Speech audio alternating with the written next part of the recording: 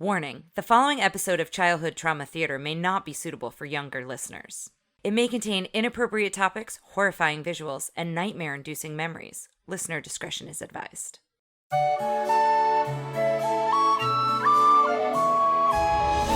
I'm Tara. I'm Ryan. We love Disney movies. So we decided to watch them all, from Snow White To Frozen 2 and beyond. Each episode will watch a different Walt Disney Animated Studios film and tell you all about it. Did we like it? Does it hold up? Who's our favorite hero? Or villain. We'll give you history and fun facts about each movie. And sometimes we'll invite our friends to watch along with us. So put on your tiara Or your evil crown. and join us on our adventure. This is Tara and Ryan's Princess Diaries. Hello, everyone, and welcome to the inaugural episode of Childhood Trauma Theater, a mini tale experience that I honestly hope works out and continues, because I want to say this viewing experience was one of my favorites. It was a doozy. Simply because if you have the opportunity to watch a movie with my wife, it's almost never disappoints. I would say not in the theater, because I talk, like, if you have watched a movie with me in the theater. But, well, even then, because you do reactions that are like, oh, like, you have all the, like, you hit all the exact emotions. And this, for what we wanted to do with this segment, with this type of mini tale, which I'll go into in a sec, you hit everything perfectly. And it delighted me to no end. I laughed almost through the entire movie. And I'm a little nervous. I'll be 100%. I'm a little nervous because I feel what we want to do with this segment, the point of Childhood Trauma Theater, is to look back at movies. We're not just an animation podcast. We're not just a Disney animation podcast. I think part of what's appealing to me about doing this podcast, and hopefully to you for listening to this podcast, is the nostalgia factor. And when we look back with nostalgia, sometimes you go, why did I like this? Why was I allowed to watch this? Especially me, a child who spent almost an entire decade in the 80s. When a lot of these movies, I think our idea for this came from Secret of NIMH and people talking about, like, movies they saw. And we wanted to do some of these kind of as they're live action movies. They're not animation movies. So that's where the nostalgia part comes in. So for our first movie to do this, that we're looking at, something that made you go, why was this made? Why was I allowed to watch this? Why was this geared for children? Was Return to Oz. 1985's Return to Oz. Now, I'm nervous, Tara. Okay. That we kind of made our shot too early, because this is the perfect movie for what we're trying to do here. Well, you chose it, because, so like, we started off strong. Your thoughts? So 1985 is the year I was born. I don't know if that's too much information, but there it is. Listeners, you can do the math, figure out how old I am. But I don't know if I've seen this or not. The childhood I had, it would track that I probably did see this at some point. I never read the books. I never read any of the books about Oz. I was obsessed with the original film as a child with Judy Garland. Mm-hmm. I loved that movie. My brother, in turn, grew up watching it. My grandmother loved that movie. It was very much a generational family film, which I think it is for a lot of people, that, you watch it with your family and that sort of a thing. It was, I think we've talked about this, it was one of my grandmother's two favorite movies, The Wizard of Oz and Snow White. Yeah. So we've now honored my grandmother in the strangest Paid way on this tribute to podcast. So I loved that. So it would only make sense that I would have probably seen this. I remembered nothing from it. TikTok vaguely looked familiar to me, but that was about it. So if I have seen it, I blocked out all memory of it. So with that in mind, give me a general idea of your thoughts, and then I will give the audience a general idea of what it was like to watch this movie with you. So I obviously have notes that we'll go into, because there are things I want to say. I'll start with what I liked about it first. Okay. I did like the relationship that Dorothy had between her sidekicks, let's call them, I guess.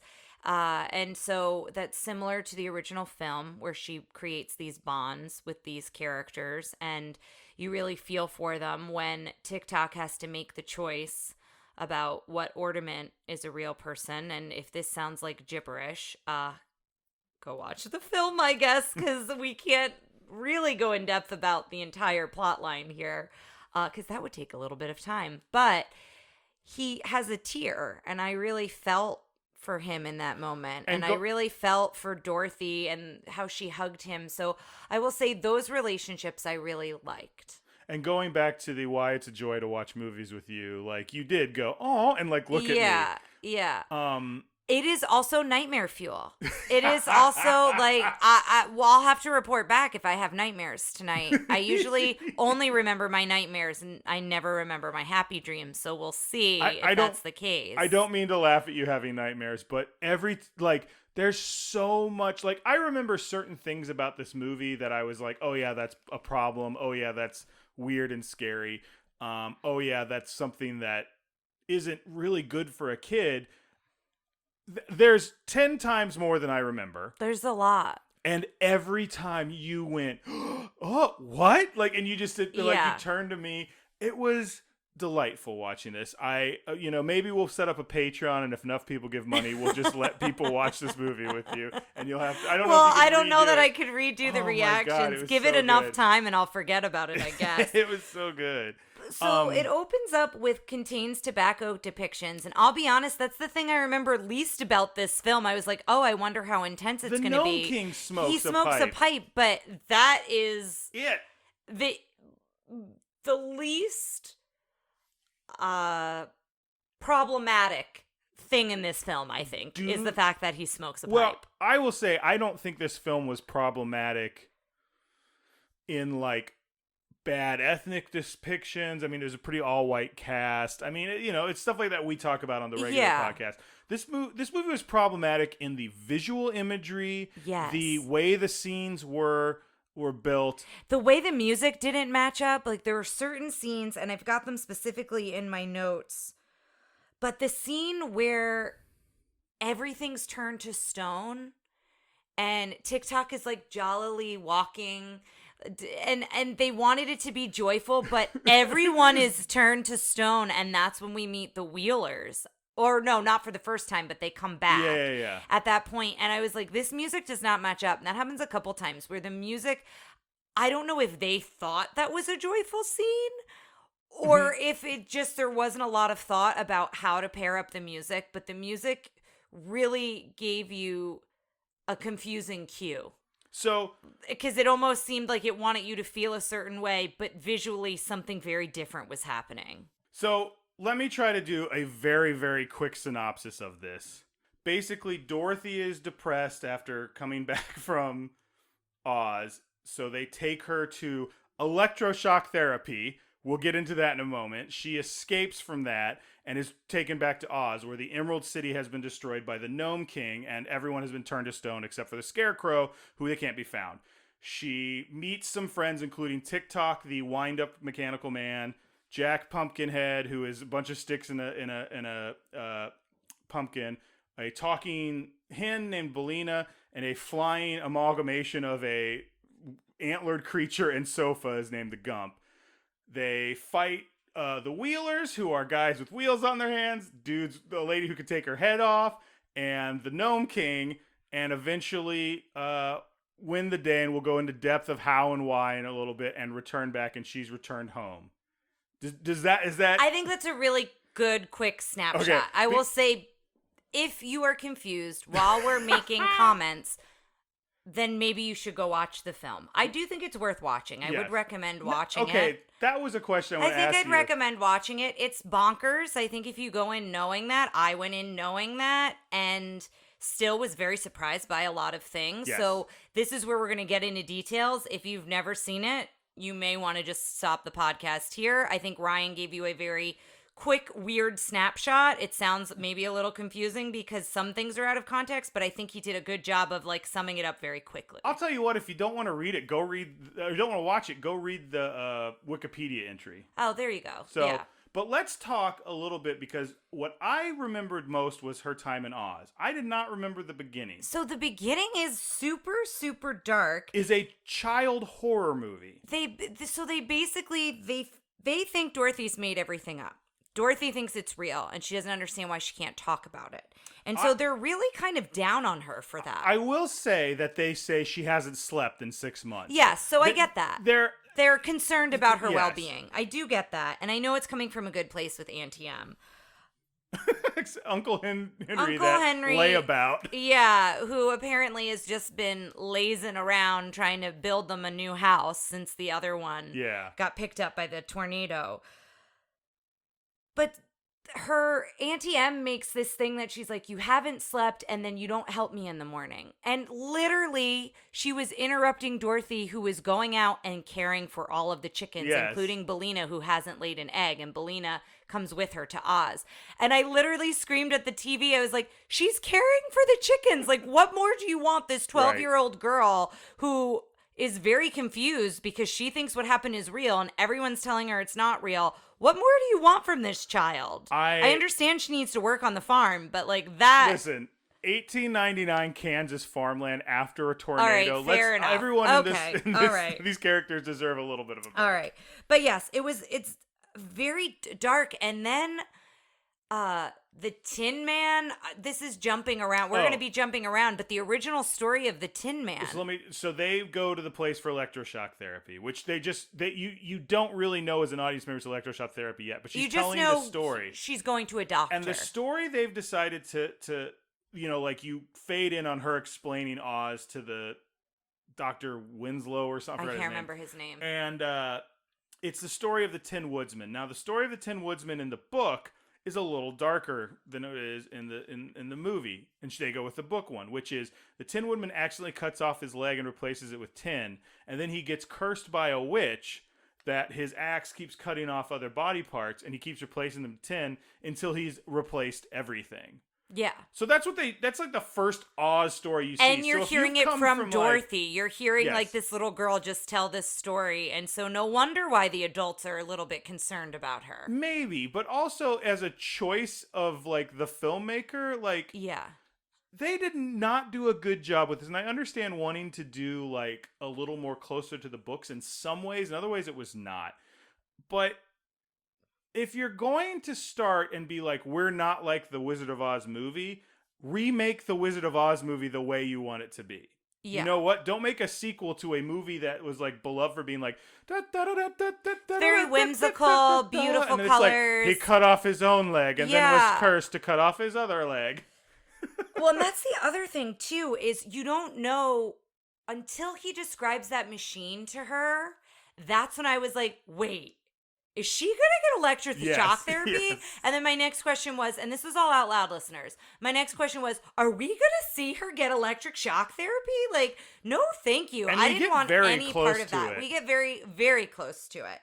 So the squeaking of the wheels of the bed rolling, you keep hearing these gurneys, and we said those are the wheelers. That's a pretty direct correlation. There's not a lot. The wheelers come up later. And there's not a lot left for interpretation. Yes, that's pretty because one-to-one. the guys who are the orderlies are the wheelers later. Yeah, and so Auntie M leaves, and then this storm starts. The rain stops. She's hearing people shouting, like calling out, and then they come to get her, and they put her on the gurney. She asks if she can sit up, and they go, no, you have to lay down, and then they strap her to the bed, which I didn't need to. That for me was enough. So I guess I should also say here, there are some triggers in this beginning part. If you've ever had any kind of experiences or had family members who have had experiences with mental health, or maybe in some ways of treatment of mental health. So I would warn to that, because it was,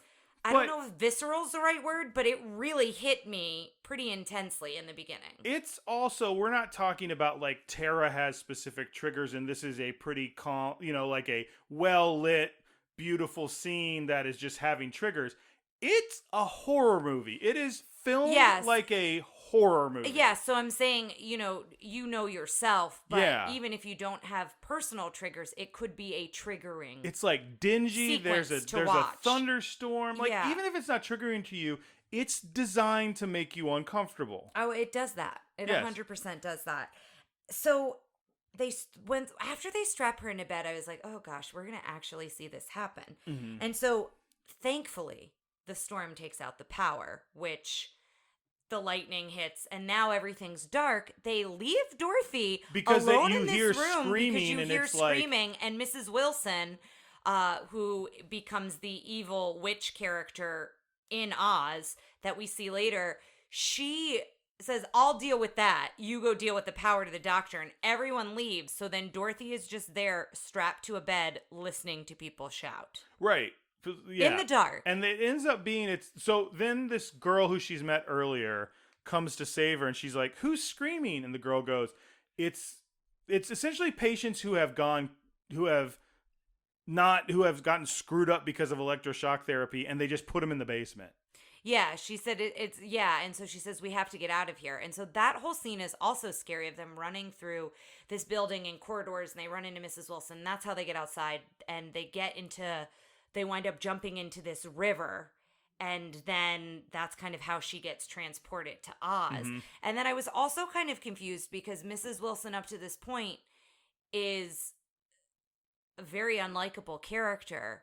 And even the way they've got her dressed, I love her dress, both as the witch in Oz and as Mrs. She's got Wilson. these huge very pointy shoulders. I really liked it a lot. But she jumps in to save the girls, which I feel like is very contradicting. That scene was weird because I was like, am I supposed to believe that she's really bad? Like, the only person we have, like, granted, us as the audience knows electroshock therapy is bad. Yeah. The people at this time legitimate, like, psychiatric care in this time sucked. So, like, I guess she's doing her job. Is and she doing her job? Maybe Are she we does supposed care to for think? them, but Yeah. the way they set her up like the original Wicked Witch, and now I can't remember. Is it Mrs. Gulch? That sounds kind of familiar, but I can't remember been so her long since original I've seen name, the but they original. set her up very similarly, where like she's always, nagging about how awful Toto is, right? And so it's kind of this similar dynamic to where she's the really intense one more than the doctor is. Yes. So it's just a very weird set of circumstances the way that goes on. So they get swept away, and there's like a crate in the water, and Dorothy climbs in the crate. And then I said, what body of water is this in Kansas? And then Ryan replied, I don't think we're in Kansas anymore, Sarah. Which was perfect. That's actually how, Dorothy being swept out to sea, quote unquote, with Bellina in a crate is how she gets to Oz, back to Oz, and Ozma of Oz, which is the third book. Which is what this one is more based off of, not the second book? It's both. Oh, okay. It's a little bit more the story of Ozma of Oz with some of the characters of the second book. because Jack is in the second book. Okay. Man, it's been a long time since I don't remember where the Wheelers are from. The Wheelers aren't in the books enough to really have a thing to me. So she gets out, and there's the Deadly Desert, which they just kind of throw out there. I remember really thinking it was cool as a kid. Sand. Yeah, but that's a big thing with Oz in the books because it's like she's like, well, how do I get back to Kansas? They're like, you can't. There's a desert around all of Oz, and you can't. They kind of breeze over that, but then the Deadly Desert comes back into play later in this. But film. she says it like it's the deadly, like they introduce things that Dorothy absolutely got introduced to in the first story. But we, the audience, did not because we didn't read the story. We watched the movie. The movie. That's the most. And again, if they had wanted to do this, they should have done. We're gonna remake the movie first. Yeah. And done that first story because there's different stuff in that story that didn't make it into the movie. But anyway. But so this is where Bellina starts talking, and I wrote Bellina is the comic relief. Bellina's great. I have a couple of Bellina lines.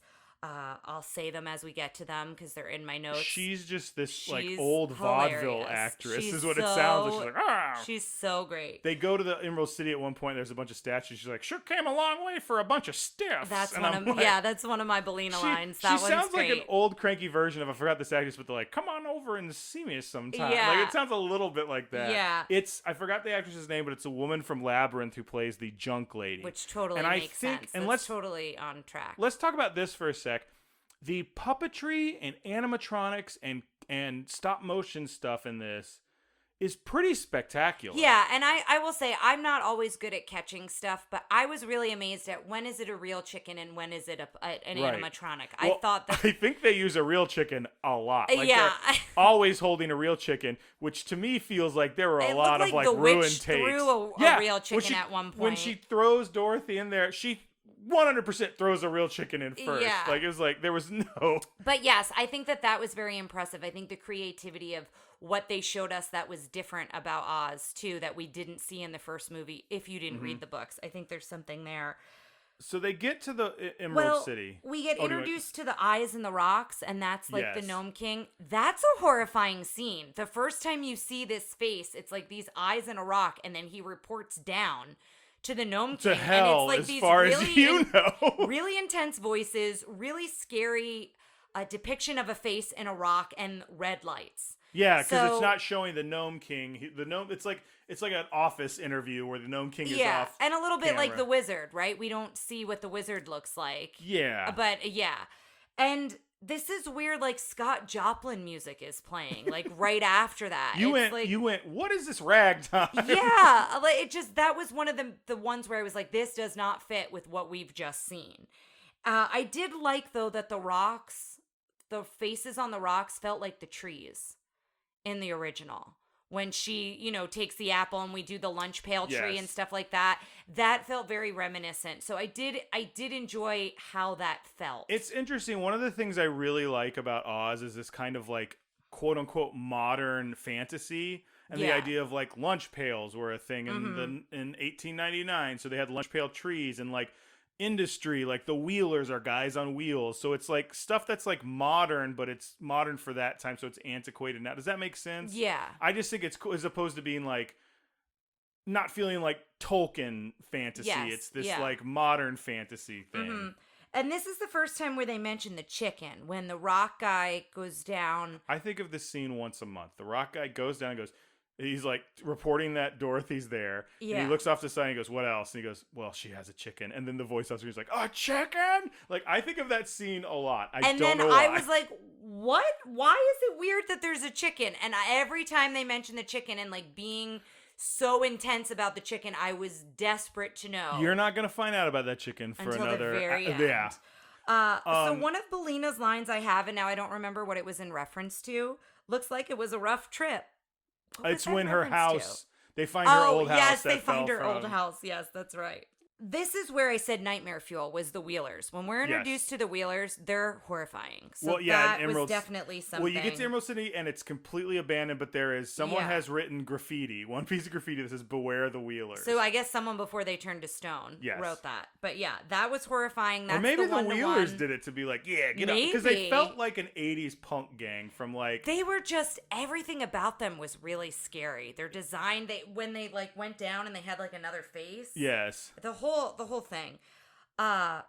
They chase her into a room. Yeah. And she locks the door behind her, and that's where they find TikTok, the mechanical and I man. wrote that TikTok's fight was pretty good. Well, so TikTok, a couple facts I want to say about TikTok, but first off, his whole deal is he's a squat metal man with 3 things to wind up. So he's still, when they find him, kind of like the Tin Man, need to give him oil.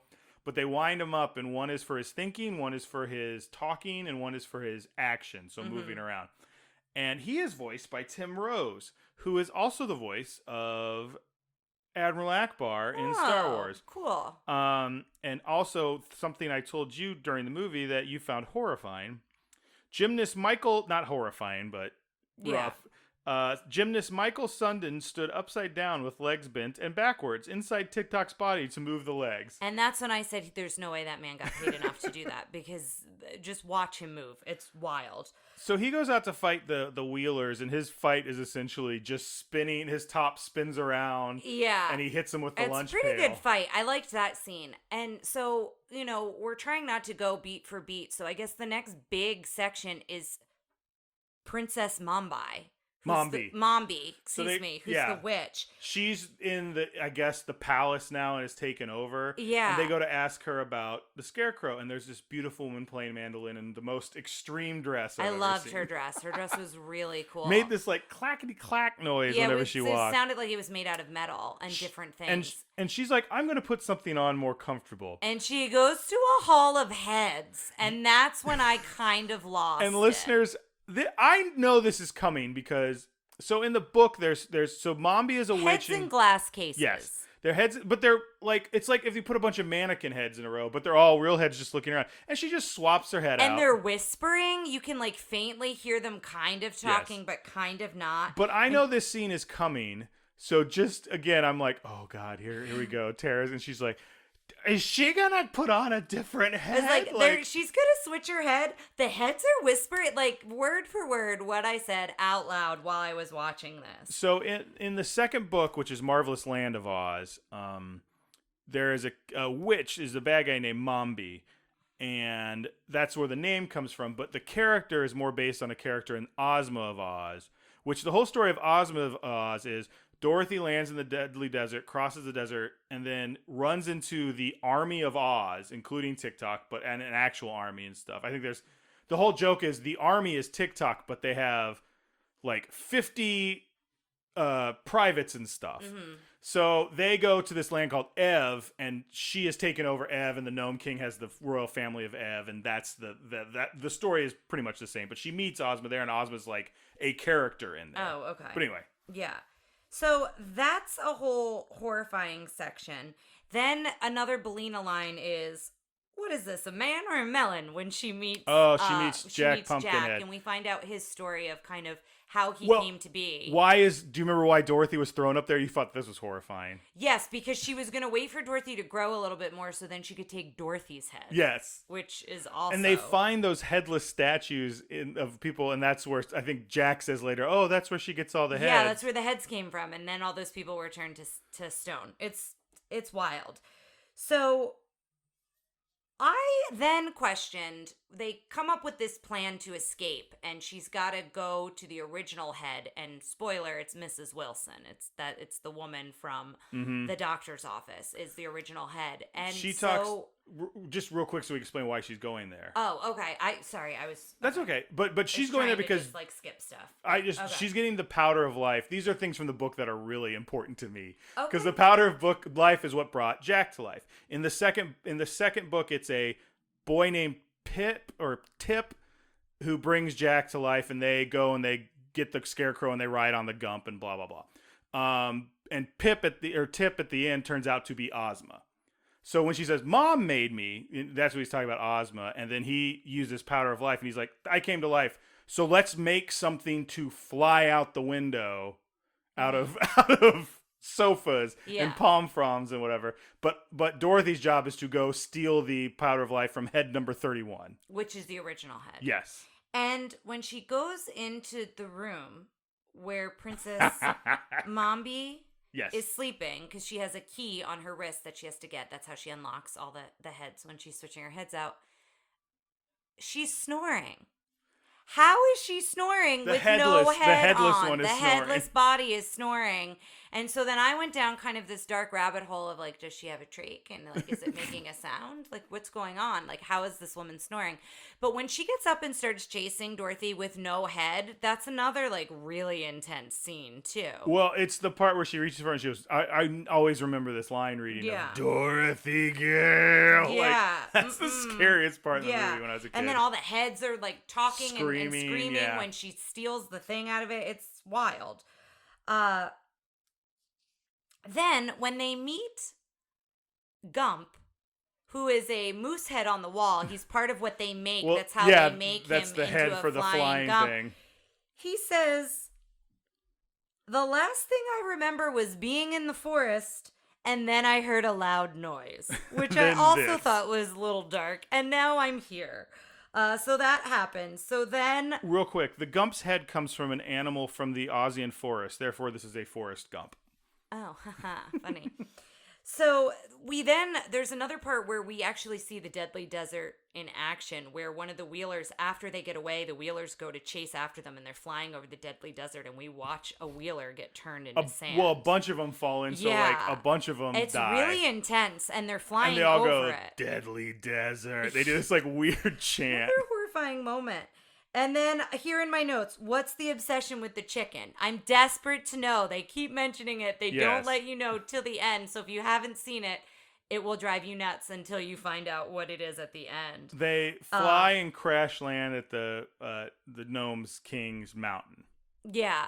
And then at this point, Belina is hidden in Jack's head. She's Yes. hidden in the pumpkin head for the rest of the film. So no one knows that she's with them, basically. The Gnome King emerges from the rock, and you get this like weird rocky thing telling them like. And that all I really liked. I liked It's the cool. creativity of what he looked like as Rock, when all the hands, when they go in to make the choices. Oh yeah. They make the door. Yeah, I really liked a lot of that. And as he becomes more human and then turns more back into kind of this rock formation, I really like that. But she goes in without everyone and has this trippy like Alice in Wonderland scene where she's falling.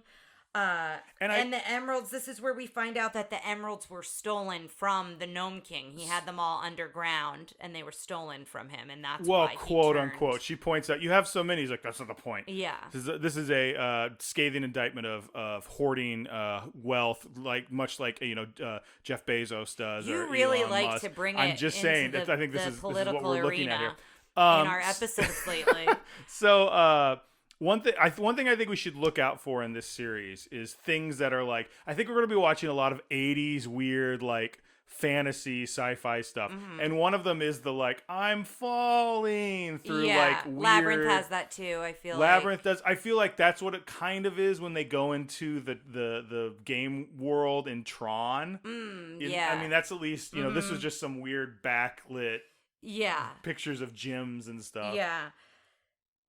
Also when the Gnome King reveals that he's wearing the ruby slippers and how that actor like moves his feet around wearing those slippers, that's also a really funny moment. Yeah, he keeps trying to entice. He offers them the scarecrow has been turned into an ornament in this room. Each of you gets 3 chances to hold your hands on an ornament and say Oz, and if it's a scarecrow, it'll change back. If not, you become He's basically turned lots of people, I'd imagine, into these knickknacks. Yes, over time. In the book, they start figuring out the people from Ev are purple, and like they go in and they try and figure everything out. So that's part of it. But so then he entices Dorothy. He goes, "I've got these," and he puts on the ruby slippers, and he does little like toe wiggles. Yeah, he does. He looks like he's so happy to be wearing them. So excited to be wearing the ruby slippers, and he basically tricks them because he doesn't want any of them to pick, and he wants to just turn them all into more knickknacks, essentially. And so each time one of her friends is turned, he becomes more of a human form versus a rock form. He says that. I didn't remember him saying it like outright, like, and soon I will be a human. Like that was his goal. The first thing you notice is his eyeballs. He's all rocks but has eyeballs. And I was like, oh, we've not seen that before. And then you kind of see it get a little bit more. But Mombi like arrives as Dorothy's and that's picking. A whole wild scene. Her using the wheelers as in a like tunnel, horses. I guess. Yeah, like trying to in the get tunnels to them. under Disney World. That's what it looked like. Yeah, it was kind of crazy. The next thing I have is when he eats. Well, so if you'd like to talk a little bit more before then, that's sure. Fine. So everyone gets turned. Dorothy turns one into the scarecrow and figures out everything that's green is someone from Oz. So she starts getting everyone back, and as she's doing that, the Gnome King is like devolving back into a monster, and then like tears down the wall, and they have like this claymation Gnome King that has this like huge mouth. Yeah. And he goes to eat the Gump. Like he eats the Gump's body. He eats the sofa part of the But Gump. they kind of have established that the head is where everything is, and just if you attach something to the head, he can move it. I don't know. But he drops it in his throat like a hot dog. He just like drops it down. Now hold on. I guess what that's you mean how a is cartoon character okay. eats a hot dog. I was like, I've okay? seen you I eat don't hot eat dog, a hot dog and that it's not like that. But yeah, It's how Garfield eats a hot dog, not my wife. There you go. Yeah, but like, and then when we see his throat, they like do a zoom in where you look down into his throat, and that's wild too. And he goes to pick up Jack and eat Jack, and that's a really scary scene. And then that's when Belina gets so scared. That's when his mouth opens, just keeps opening, Yeah, and it's like huge. inhumanly wide. I'm like, oh. And then the red in there too, the way it's lit. And then Belina is so nervous. The whole bit in the beginning is Belina wouldn't an lay old an hen, egg, yeah. and Dorothy's like, if you don't lay an egg, Mom's gonna like cook you, or Auntie M's gonna cook you for supper. Like you need, and so she's so scared. I guess she lays the egg, and the egg just like drops down. But we watch it fall like all the way down his throat, and that's when we find out that eggs are poison. All the other gnomes. all the other gnomes that are like have been like these like rock monsters, claymation rock monsters, all go poison, poison. Now, did that feel like a satisfying result to the? Yeah, I understand why they were like super intensely obsessed and wild about there being a chicken in the land. I guess it, and it's also a way to explain how they kill the Gnome King. No, don't try and think about it. Just tell me off. Were you like, yes, now the chicken thing makes sense, or did you feel good about it, or were you just like, this I was is dumb? weird, but I mean, it makes sense as to why they were freaking out about the chicken. In the book, it's the same thing. They don't kill the Gnome King. The Gnome King goes on to become a villain for multiple books. But he does keep saying like, keep that chicken away from me, eggs are poison. They like use it to get out. They're like, here, like, and he's like, ah. Well, and when he crumbles, it reminded me of Oogie Boogie when Oogie Boogie ends. It felt very similar. Bugs! And we should say the same thing about Jack the Pumpkin. Now, I forgot about this fact I have, but Tim Burton has said Jack Pumpkinhead is the character from the books. Not is an from inspiration. This, because he had already created a version of Jack. I will by say, this point. I will say the weird, inhuman sidekicks were all very book accurate in a good way. Okay, I really liked TikTok a lot. Real quick wrap up. She gets the ruby slippers when the Gnome King dissolves. It's a horrifying scene. Goes back to Emerald City. Frees Ozma, who's the big parade. Goes home, everything's fine, hooray. But there was one thing that you were kind of surprised at. I was so surprised that Belina stayed in Oz. Although I guess... Now why? She was the hero. They brought her in on a pillow. Cooked. She was going to be cooked, I guess. So I guess it makes sense she stayed. But I just felt like her relationship with Dorothy became so close throughout that it was a weird choice for her to stay and Dorothy to go. But, I mean... she didn't really have much of a life. If you compare the life she had in Oz, she was much better off. Now, we're getting towards the end, so let's kind of talk about the things that I think are the purpose of this episode of the podcast. And that's, what did you find to be the... Oh, do you have one more thing? One more thing. Okay.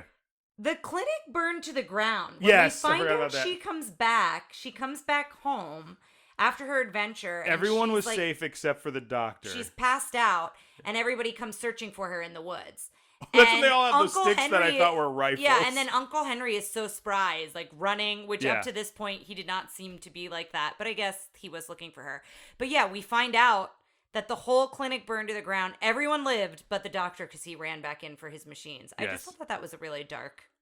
Well, okay, so let's talk about the darkness about this. And seriously, what did you find probably the most traumatic scene, the most WTF moment? Okay, that's hard. Or, excuse me, WTQ, as Richard said, what the quack. I said WTQ throughout this film. So I would say the switching out of heads was not something I was expecting. So that, the Wheelers...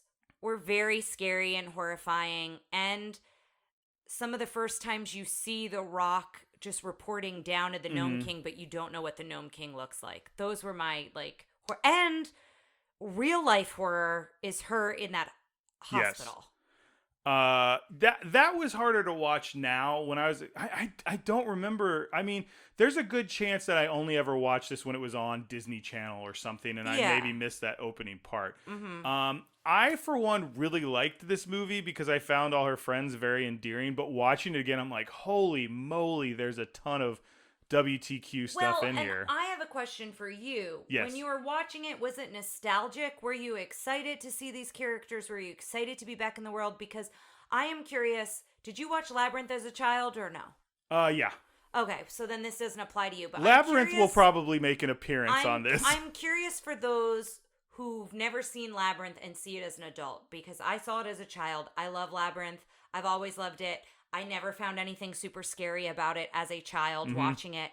I'm curious if it's similar, although people on the Facebook page said that this is nightmare fuel for them. So maybe that's not true. But I am curious if as a child you interpret things different, where things go over your head and you miss some of the horror that as adults we're reading into. And that I can't answer because I've only watched it and remembered it as an adult. I will not as a say child. I distinctly remember her saying Dorothy Gale. And that being I scary. remember that very specifically. The Wheelers when I was a kid didn't bother me, but I think there were one when I was older I went like, oh God. Yeah. And there's a lot of oh God stuff in this, and that's what I'm saying. Like this might have been a bold choice for number one. Yeah. The Dorothy Gale thing was definitely the worst. All the Electroshock stuff was harder as an adult than as a kid. I think it was just like, oh, they shouldn't do that. And seeing then a child in danger in a real way. Right, but watching it, she gets away and she's not hurt. Yeah, and I think the problem is, as adults, you go, people actually did that in that time. People were legitimately hurt by that. There's the weight of history on you as an adult. And the that weight of maybe it as being a kid. real life characters. Let me skip to another thing, and this may be the last question that I think was important for these. Would you show this to a child today? No. Absolutely not. Would you show it to an older child today? Like, I don't think this is interesting for kids that age. Like, I think if your child read the books and is Maybe. curious, I think then you could have a conversation. And again, we don't have children, so I don't know what the age would be.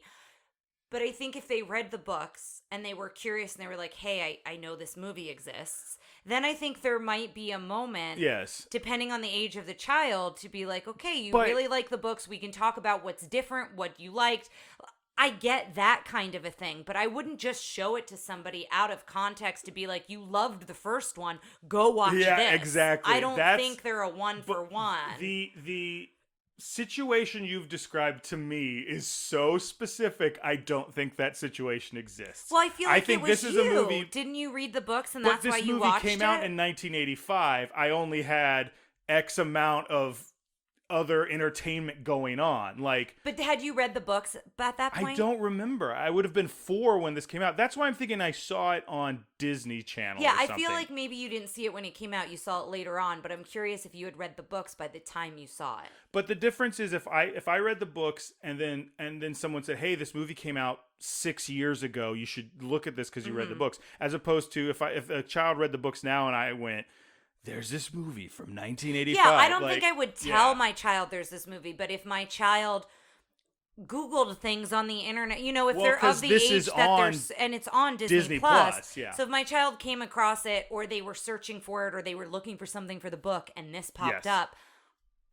but yes, that is a very specific situation. No, I would not just show it to a child. Right. I think the worst case scenario or the most likely scenario is your kid goes, "What's Return to Oz?" But there's so much other stuff on Disney Plus, you just go, that movie is boring. Or let's go watch the original. Yes, and or see if the something. original's scary. Because I will say, my brother, when he saw the original, he saw it at a fairly young age. And This the is Wicked Witch. I think we've talked about this on the podcast. Have we? Okay. But tell it again. It's a great okay. story. And he was scared of the Wicked Witch of the West, cover his eyes, that kind of a thing, but never super traumatizing to him. And I don't know what was in my head. My brother and I are 12 years apart, so I don't know what was in my head, but we were at my grandfather's in Florida, and he had an in-ground pool. And so I pretended to be the Wicked Witch melting, and I went under the water. Going like, "I'm melting." Yes, and when I came up, my brother was hysterically crying, at the door, thinking I had just disappeared. But do you think... And I felt terrible for that for a long time. But do you think that traumatized him, or do you think that traumatized No, you? that traumatized me. I don't even know that my brother remembers that. Right. The I way think, you tell the story is with such a specific memory yes, that I feel like... 100% think... I only think my brother remembers it because I've told him that story Right. when he was older. Right, yeah, right. I don't know that he was traumatized. Or by you've created some deep-seated phobia that. that he can't... I really hope not. But who knows? I gotta say, this movie was, again, like I said, fun to watch, but it is certainly traumatizing. It is certainly weird. I would watch it again because, again, when I said there's only a specific weird child that would do this, that weird child is me. I'm also, we didn't go into this at all. I'm super curious about anyone who's been under influence of this is a bad trip. No, I'm not recommending it. No, I'm just real curious because there's got to be people out there who have done that, and I'm like, that to me just seems like a really bad idea. And they're probably now screaming in the basement of an Electroshock therapy. No. I can't condone that joke. So I loved this. Let's talk real quick. I want to do this again. Do you think we should do Labyrinth next? I think Labyrinth would be a little more enjoyable, but not as traumatic. My second recommendation is, and you know what? Let's put it up for a vote between these two, and then if you've got a third, maybe. I don't think Labyrinth is traumatizing at all. So I'm very biased. I understand why people might think it is, but I am very biased because I love it. Okay. So I don't know that you want me to decide with Labyrinth in the mix of a vote. So we will put it up on the Facebook page for a vote between Labyrinth and Ewoks 2 Battle for Endor. I've not seen that. Now, we just recently watched Ewoks 1, and most of it was for me to set this up for us doing it on this show, because the second one has some really dark stuff in it. Okay. And is also on Disney+. It's also on Disney+. So, guys, thank you so much for joining us. If you like this, let us know on the Facebook page. If you've got, we did a poll about what traumatized you as a kid. Let us know another movie you want to do. Hopefully, this is something we can continue doing. If you've got anything else you want us to cover in any of these, we just kind of just gave this a shot and went and was it ran by the seat of our pants? What is it? Something like that. That sounds right. But yeah, so let us know. Until then, reach out to us. You know how you can get a hold of us. Yes, if you have recommendations. 707 YOTRPD1. Let us know what you want to hear. Until next time, I am Ryan, and I've been traumatized. Same. Thanks for listening to Tara and Ryan's Princess Diaries. If you want to tell us your favorite Disney villain and why it's Gaston, send us an email at trprincessdiaries@gmail.com. Or you can send a tweet about how great Maleficent is to @TRPDiaries. Check out our Facebook group by searching for Tara and Ryan's Princess Diaries. Tara and Ryan's Princess Diaries are available on iTunes, Stitcher, Spotify, Overcast, and many more. Wherever you hear us, please be our knight in shining armor and give us a 5-star review. Thanks again, and until next time, remember to always live happily ever after.